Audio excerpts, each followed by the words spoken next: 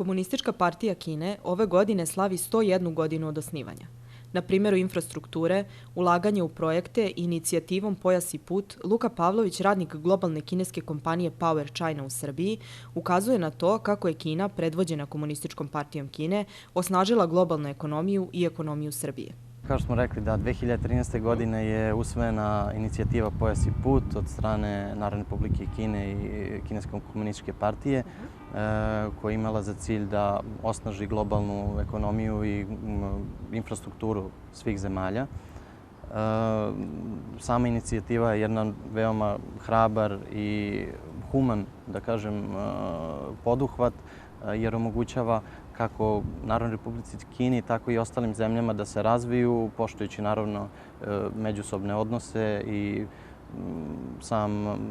sam integritet zemalja. On ističe da je pre 10 godina bilo nezamislivo da će Srbija doći u situaciju da ima infrastrukturnu mrežu i da će imati velike benefite zbog same saradnje sa Kinom u pogledu infrastrukture i građevinarstva. Kao zaposleni u kompaniji Power China, jednoj od najvećih globalnih građevinskih kompanija u svetu, radimo na realizaciji obilaznice oko Beograda.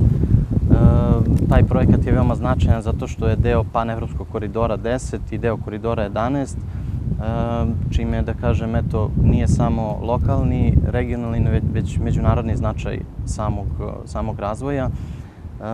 Samom izgradnjom takvih projekata razvija se i da kažemo i lokalna i regionalna ekonomija, tako što i strane direktne investicije i neki međunarodne velike kompanije i igrači su zainteresovani, sve više bivaju zainteresovani da investiraju u Srbiju. Na pitanje šta Srbija, a šta Kina dobija tim investicijama, Luka odgovara. Iz pogleda Srbije dobija razvijenu infrastrukturnu mrežu i mogućnost da strane velike kompanije dođu i da otvore nova radna mesta, što samim tim će uticati na globalnu ekonomiju Srbije.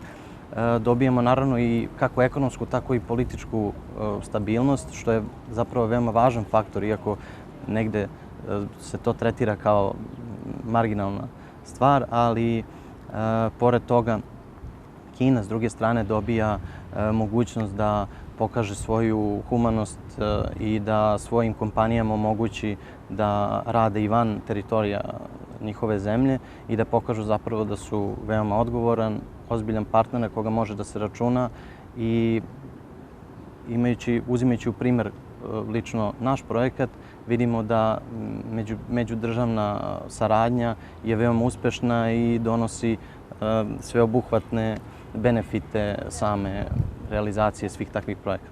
On tvrdi da je jedna kineska poslovica dovela kompaniju Power China u Srbiju u kojoj trenutno radi. Ona kaže, ukoliko želite da se obogatite, morate da izgradite put. I to je, da kažemo, osnova svega generalno nekog razvoja bilo koje ekonomije. Ekonomija Kine je 70. godina, da kažem, bila fokusirana na primarni sektor, pre svega poljoprivredu, ali njihovom intervencijom, njihovim kratkoročnim i dugoročnim planovima su pokazali zapravo hrabrost, odvažnost da mogu da se razviju u pravom smeru i da dođu do jednog ekonomskog lidera, svetskog lidera koja predvodi svetsku ekonomiju kao što je to sada Kina. Iz našeg ugla mi to vidimo kao jednu mogućnost i kao jedan dobar primer gde možemo da učimo od njih, zato što kao neka bivša socijalistička zemlja imamo mnogo više razumevanja na način uopšte funkcionisanja same ekonomije i privrede i generalno samih odluka. Navodi da je dobro to što se Kina vodi kao zemlja u razvoju, jer to pokazuje veliki potencijal koji ima pred sobom.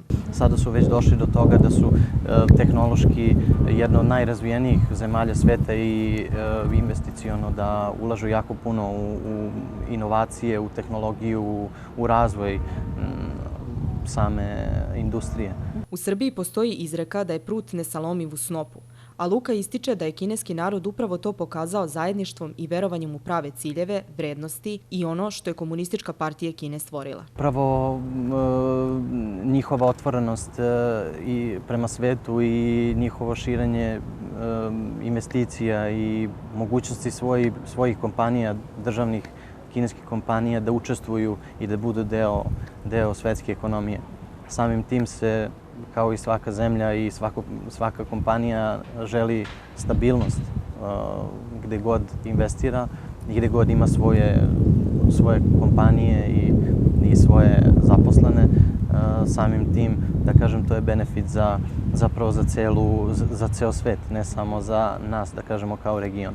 O odnosu Srbije i Kine kao prijateljskih zemalja, Luka ističe pomoć Kine Srbiji tokom pandemije koronavirusa i njenu spremnost da se na brz i efikasan način zajedničkim snagama organizuje i pomogne prijateljskom narodu. Mogu reći da generalno ovde u Srbiji vlada stvarno neko prijateljstvo i neki jako dobar odnos i da mi kineske državljane gledamo kao našu istočnašku braću.